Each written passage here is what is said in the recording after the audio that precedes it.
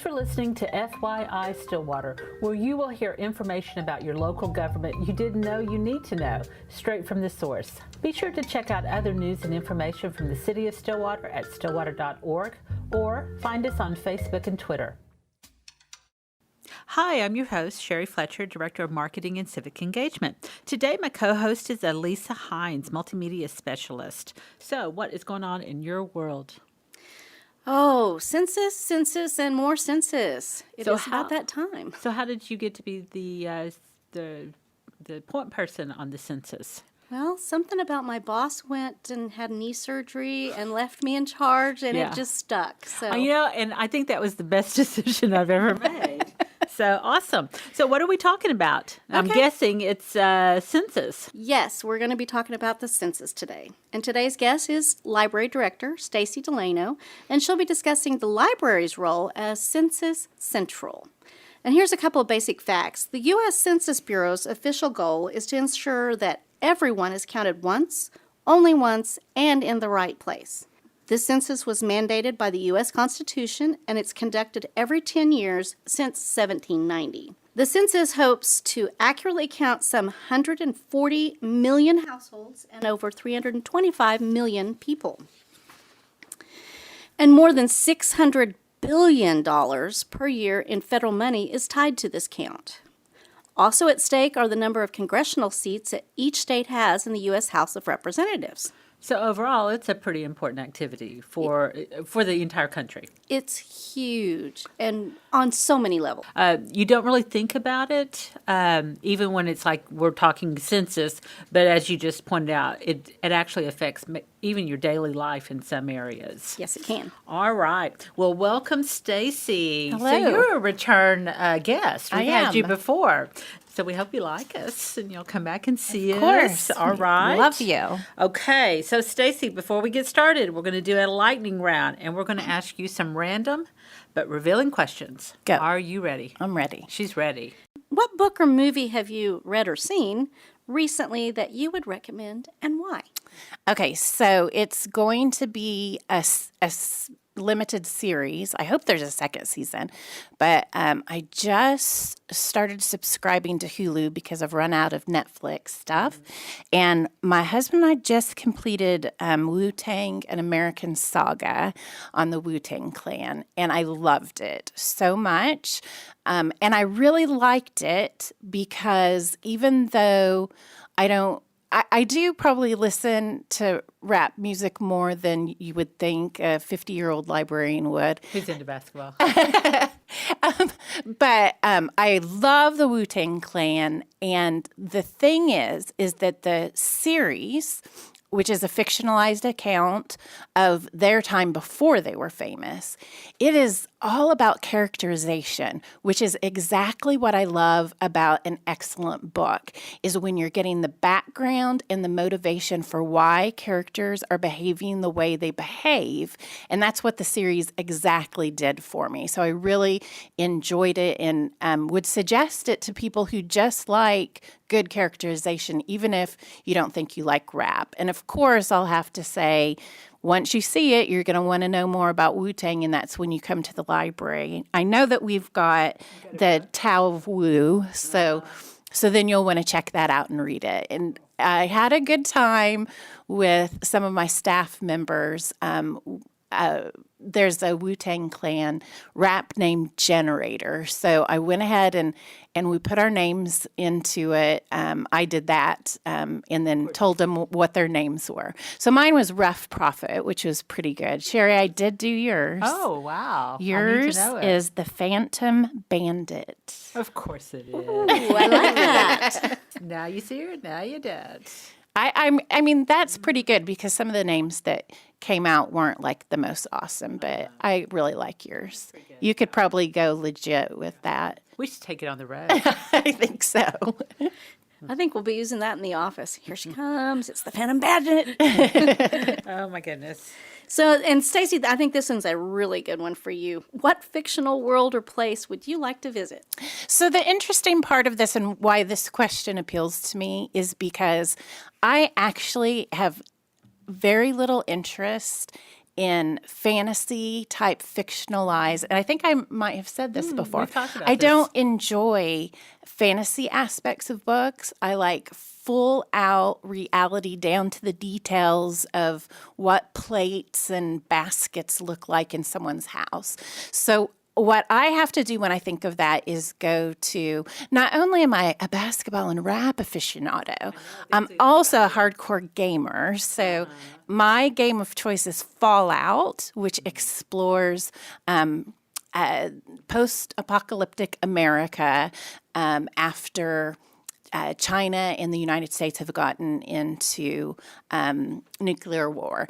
And it takes place in an alternate reality where the transistor chip was never made. So it all relies on nuclear power. So the world is very different in many ways, but it's all kind of stuck in a late 40s, 50s cultural era. But everything, of course, is blown up and in tatters. And so And you feel right at home. I love that world, but I don't want to read that in a book. And I don't know why that disconnect is there between what I enjoy seeing in a video game or maybe even on a TV show versus what I love to read about, which is just the very real, exact details of people's everyday lives. We learn so much about Stacy every time she comes. Stacy's very interesting. Yeah. All right. Well, let's just jump into our real topic today. Although I could keep asking you questions, we could do this all day long. So the city of Stillwater and Payne County, we are gearing up to encourage people to complete the census. So this year, the census has an electronic response component that's a little bit different than the previous ones. So we wanted to make sure that all the residents in Payne County understand that the census is coming, that it's important, and make sure that if they had questions, they had a place to go. So Stacy and the Stillwater Public Library and the other public libraries in Payne County have all volunteered to be Census Central. So I guess the question really is what does that mean, Stacy?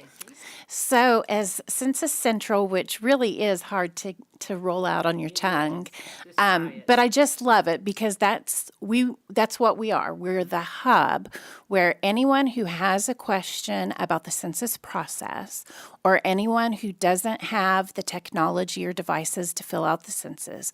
And I say, even if you just need some moral support or some encouragement to do it, we're the place to contact. We're going to be providing answers to any questions you have. So the librarians spent a good deal of time watching webinars that are kind of geared towards census workers and reading a lot of different manuals on how the census process works so that when people have a question and aren't sure what to expect or why they haven't gotten a contact about the census or what they should do next, we can have the answers for you.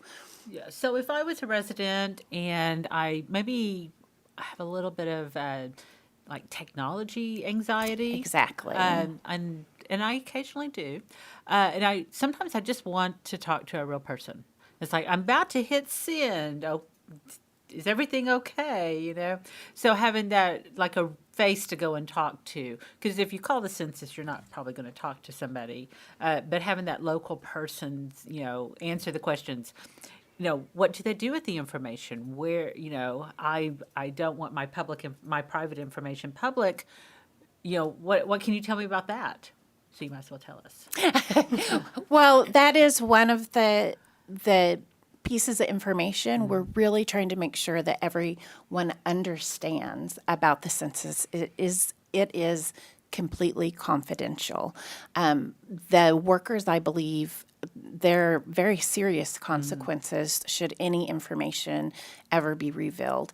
And people should feel safe about partaking in the census. And what I've said many times is you should be much more worried about the information that you're disclosing every time you just hop on the web to do a search. The census is, I don't have those concerns with the census.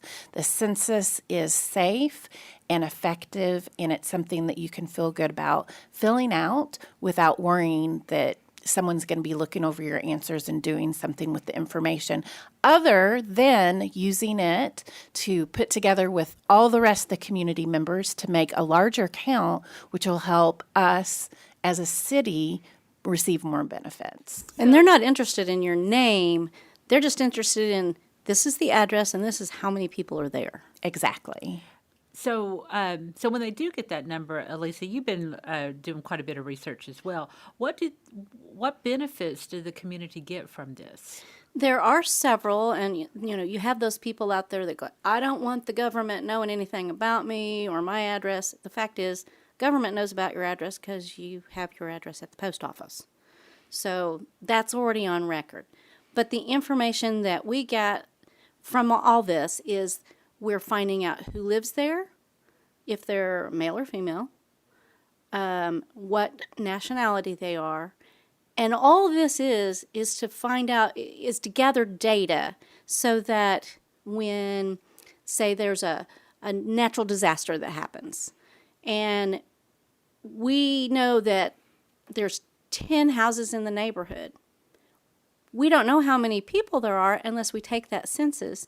And so then FEMA can come in and say, oh, well, there's X number of people that are being affected by this natural disaster, and here's the amount of money for that X number of people that's available to help you recover from that disaster.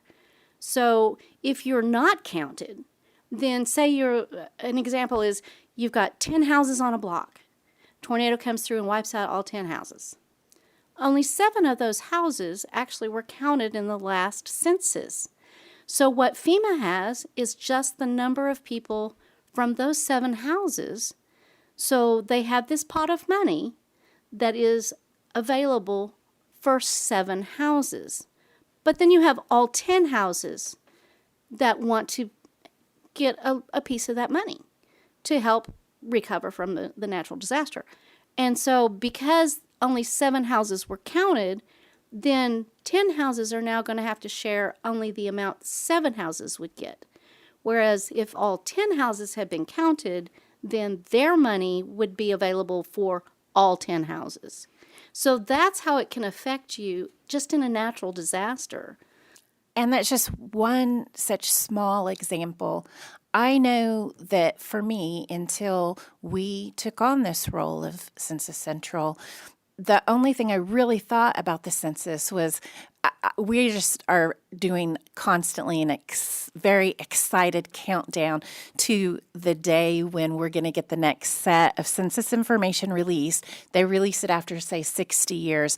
And that for researchers and people doing genealogy is just a magical day when we finally have access to that information. And that's really the only thing I thought about it. And then by taking part in this process, I'm seeing how many different decisions are made with that data.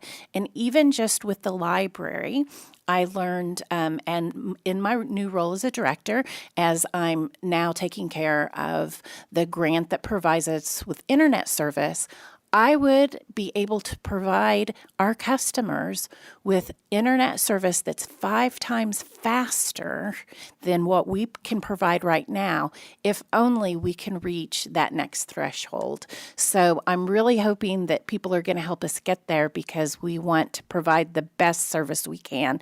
And it turns out completing the census is going to help us do that. It is amazing, all of the different government programs that are based on count. It's count that decides how much farm loans are available in a state. It's count that decides, not maybe completely in either example, but how much Pell Grant money is available for university students. It decides, depending on the size of your city, the tax dollars that you have paid into the federal government get allocated back to your state And the more people that are counted in your state, the more money you get back. This money is used for roads, for playgrounds, for, I don't know, it's just endless the amount of tax dollars you get back. And I think the real thing to keep in mind is just by having a more complete count and a bigger population, that doesn't mean any of us are going to be paying more money. This money has already been paid by us.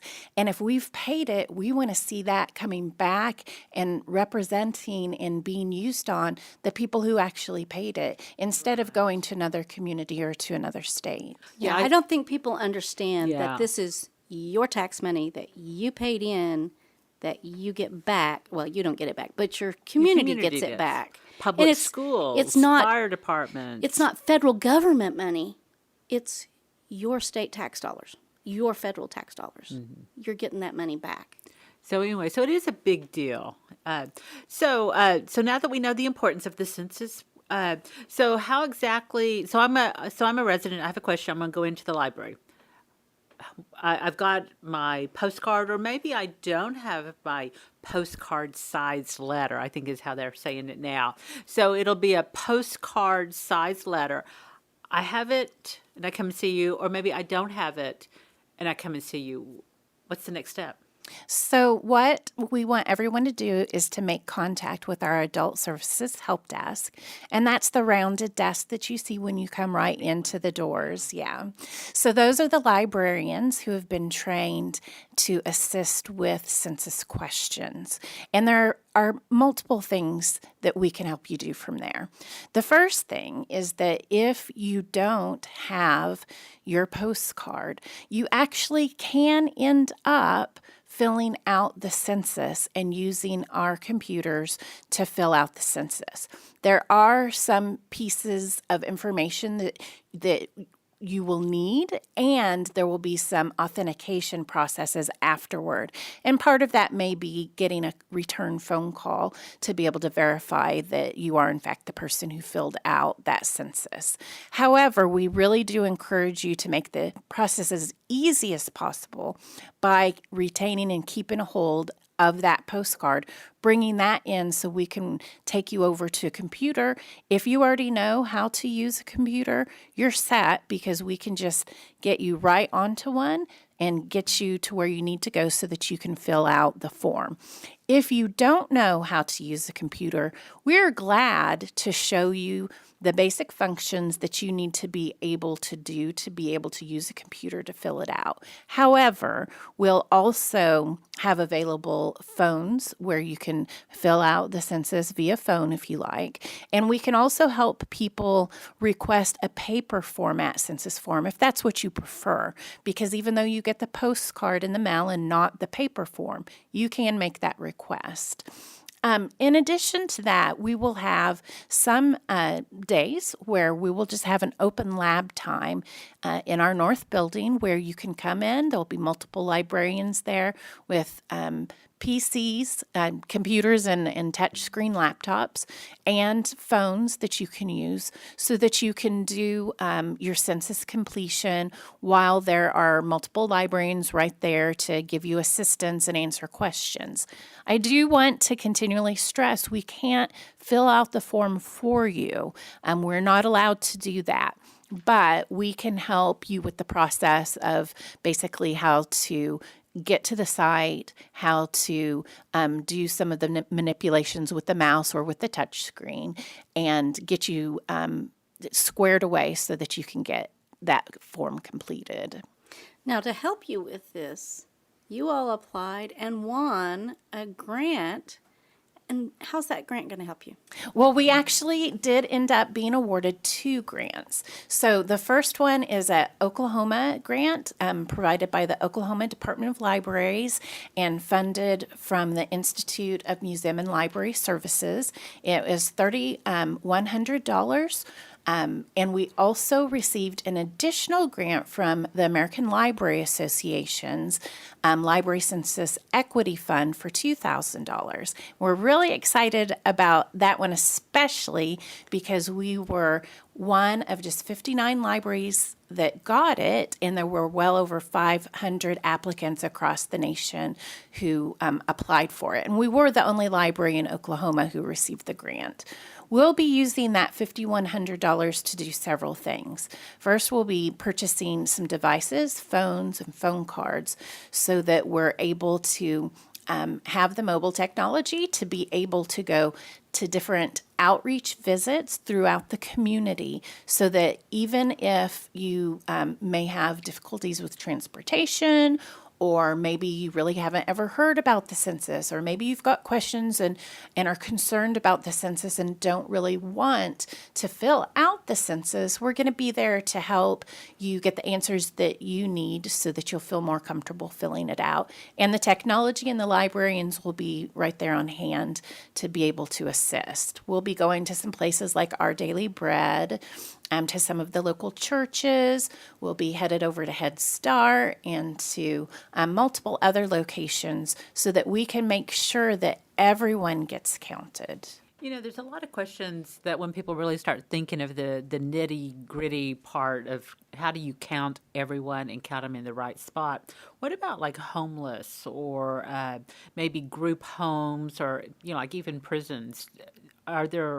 So how do they count those? Do you know?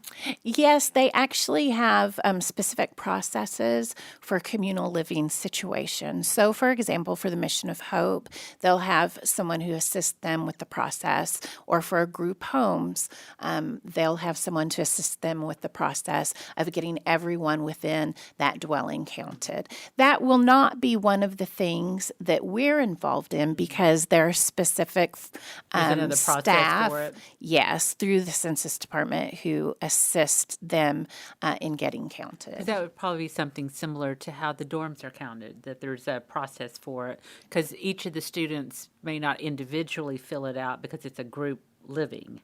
But the students who live in individual apartments would be considered Stillwater residents, and they need to complete the census as Stillwater residents since they're here 9 months out of the year. And Exactly. that's key. The census is based off of where you are living April 1. So for Exactly. students, you're not going to be counted in your parents' home if your parents live in a different town, a different state. You're actually counted here in Stillwater as a Stillwater resident, even if you're not here 12 months out of the year. They just want to know who's living where on April 1. And that's real important for students to know. Mm-hmm. And if you're here on April 1st, living here in Stillwater, get yourself counted. Right. Now, what if you don't complete the census by April 1? Well, they do. So, backing up a little bit, the process starts around March 12th when they'll be rolling out the first mailings of these postcards. Now, some people, if they're in areas that in the past it's been shown that they have very low internet connectivity issues, then if you're in one of the areas, you may get a paper form. You're still going to be able to fill out online, but you'll get that paper form. I want to stress that not everyone is going to be able to get that census, basically postcard invite that we've been talking Postcard-sized about. letter. Yes. Everyone won't get them at the same time. They're going to start rolling those out kind of early, mid-March. And then as weeks go by, people in different areas will receive their postcard. However, they will give you until a certain amount of time to get that filled out. And then once that time hits, they'll start sending out reminders and encouraging people to go ahead and do what they need to do to get it filled out. After a certain period of time and after the reminders, then they do send personnel out to different residences to try to get them counted in person. And so I'm going to get my mine done as soon as I can, because if I waited and the person came to my house, I'm going to be in my PJs or something, and You're not gonna I'm answer going to the be a door, 'cause crazy you're mess, gaming. and it's going to be You're nuts. sitting there Yes, gaming, I'll yeah. be up gaming, and it'll be crazy, and I won't even hear him ring my bell, maybe. But if I do hear him ring my bell, my hair is going to be crazy. I'm going to have my PJs on, and not I an- don't want to just don't answer have to You're one of those talk that to you someone look, you official look out then. the curtain and say, I'm not here. So avoid the door, fill out the census. Fill it out Exactly. online, call. It's really simple, except that here's what I do understand is I get a paper mostly related to home stuff.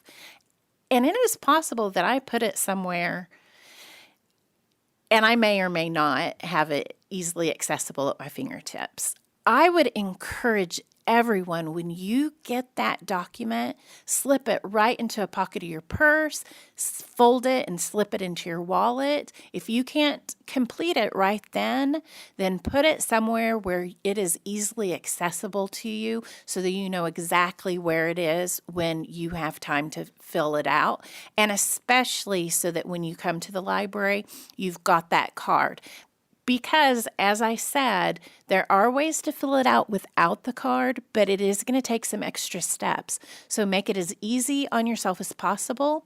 Put that little postcard somewhere safe and bring it on over to us, and we'll get you where you need to go.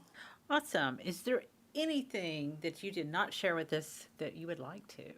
You know, I think one of the really big messages that I want to let people know is we have so many people who do fill out that census, and everyone really appreciates that. And there are harder to count populations that it can be more difficult because of transportation or access to devices. So language, there are a lot of different barriers.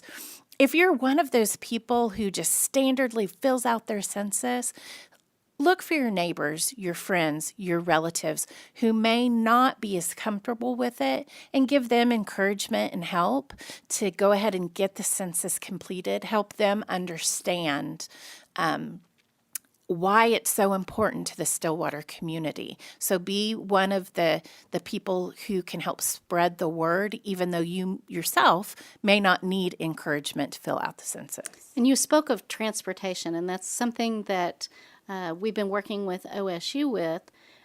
In March, they will start, and I'm not sure when, so don't quote me on that, but they're going to start allowing you to take that postcard size mailing and get on a bus, and they will take you to the library, to the Census Central, for free, as long as you have that document.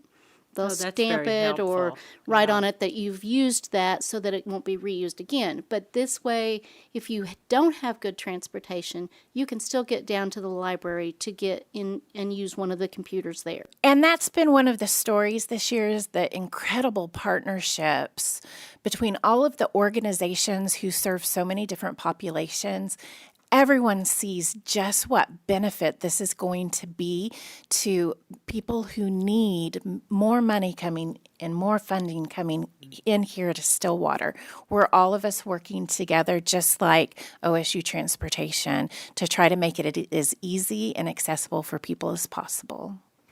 All right. Can we ask you to come back and tell us how it's going? Absolutely. All right. Well, thank you so much, Stacy. Thanks for having me.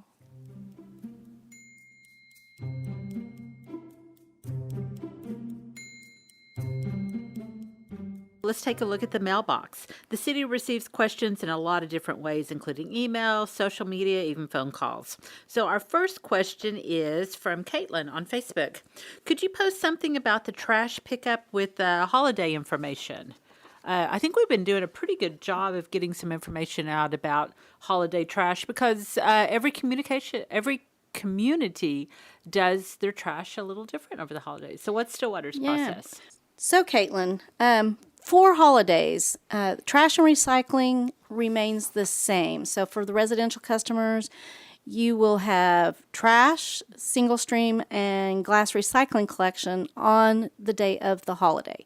same as normal. One thing you do want to be aware of is because a lot of people forget to put their recycling or their trash bins out. You want to make sure that your trash bin is out by 6 a.m. so that it is picked up and not missed because it wasn't out on time. Yeah, because the routes run different times. So if your trash usually runs at 10 o'clock in the morning, it could on a holiday come by at 6 o'clock. So you need to make sure your trash and recycling is out at 6 a.m. That way we can be sure to collect it. Sure. Awesome. But yeah, that's Christmas, New Year's, Thanksgiving, all of the Monday federal holidays, 4th of July. Our building is closed, but our trash and recycling people are still working. All right, that's a good answer. Let's go to question number 2. Oh, and it happens to be about the census. So we have Jeff from Twitter. I've been hearing a lot about the census lately. How will the census contact me to make sure that I'm counted? Great question, Jeff. And what will happen is you're going to receive a postcard-size envelope from the U.S. Census Bureau. So if you see U.S. Census on there, open that up. And the surveys are not going to be addressed to you per se. It will be addressed to the resident at that address. So that we don't care what your name is. We just care to know how many people are there. So make sure you're counted. There may be a couple of different options for you to respond. This year, you can actually do it online. You can make a phone call and take it by phone, or you can actually call and request a paper copy. So if you feel more comfortable with the paper copy, you may want to go that route. Thanks for asking. Well, thank you for listening to FYI Stillwater. If you have a question for City Hall, email news@stillwater.org, and in the next podcast, we'll answer a few of them. FYI Stillwater is available on our website at stillwater.org, Spotify, and just about anywhere else you enjoy your podcast.